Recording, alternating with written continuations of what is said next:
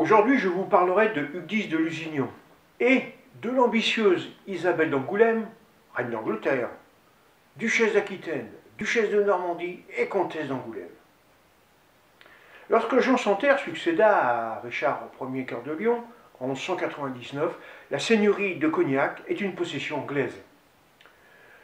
Ce prince anglais se maria avec Isabelle d'Angoulême ou Isabelle Taillefer, après l'avoir volée à Hugues IX de Lusignan, son fiancé.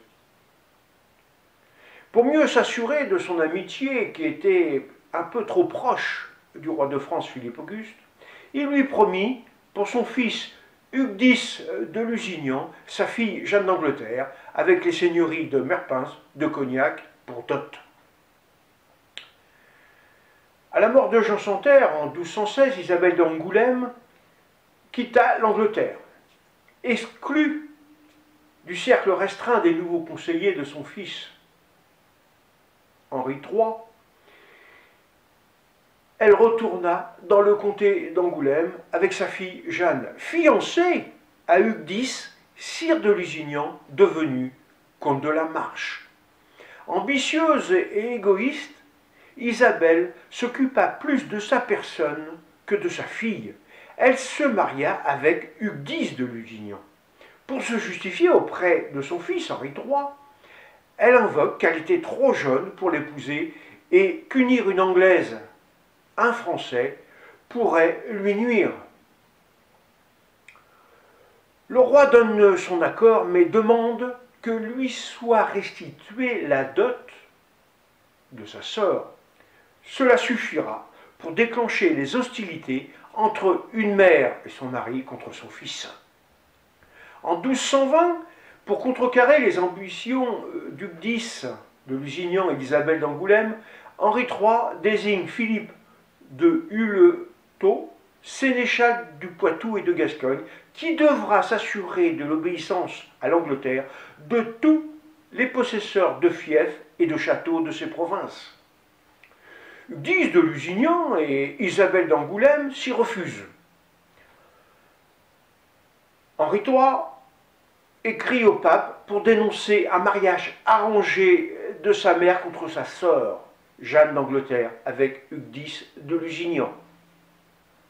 1222, le pape Honorius III menace d'excommunier les usurpateurs s'ils ne remettaient pas les châteaux de Cognac et de Merpins au roi d'Angleterre, indûment acquis. Sur leur refus, ils pourraient être déclarés parjure par l'archevêque de Bordeaux et les évêques de Saintes et de Limoges. Ils durent se soumettre pour éviter l'excommunication et surtout la confiscation des comtés d'Angoulême et de la Marche. Cédant aux menaces du pape, ils conservent leurs biens. Ils décident d'augmenter leur autorité sur leurs terres et d'en soustraire certains privilèges du clergé. Mis au courant, l'évêque de Saintes fit cesser cette querelle entre eux et l'Église. À la mort de Louis VIII le Lion, les ambitions des seigneurs du Midi et de l'Ouest ressurgissent. Ils sont prêts à prêter hommage lige au nouveau et jeune roi Louis IX, mais exigent la restitution de leurs fiefs qu'ils avaient perdus sous les précédents règnes. Hugues X de Lusignan, poussé par sa femme hostile à la reine-mère Blanche de Castille, demande la restitution de leur seigneurie. Henri III d'Angleterre, pour s'assurer de leur dévouement, leur donna, avec transmission à leurs enfants, les châteaux de Cognac et de Merpins, dont ils venaient de se dessaisir sur ordre du pape. Devenus possesseurs de leurs biens, Isabelle d'Angoulême et Hugues X favorisent le commerce du vin et du sel avec l'Angleterre par la Charente. Angoulême prospéra et sa population augmenta.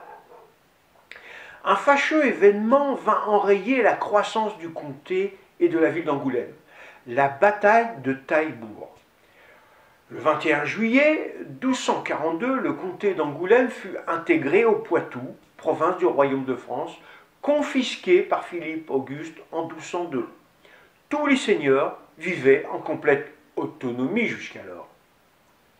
En 1241, Alphonse de Poitiers, frère de Saint-Louis, reçut le Poitou, le Saintonge, la terre d'Auvergne, en apanage par son frère.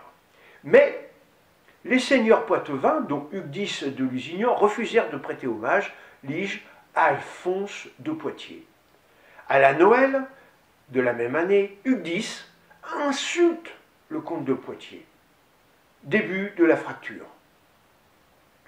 Janvier 1242, réaction du comte Quimpétien. Alphonse réunit la noblesse poitevine. Beaucoup de seigneurs furent absents, dont Hugdis.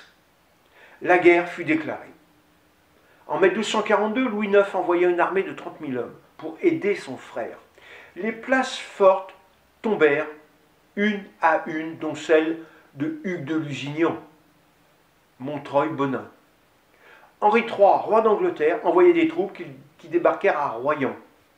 Après une résistance acharnée pour empêcher le passage de la Charente aux Français, au pied du château de Taillebourg, les Anglais et leurs amis, les révoltés poitevins, reculèrent. Henri III signa une trêve de 5 ans le 1er août 1242.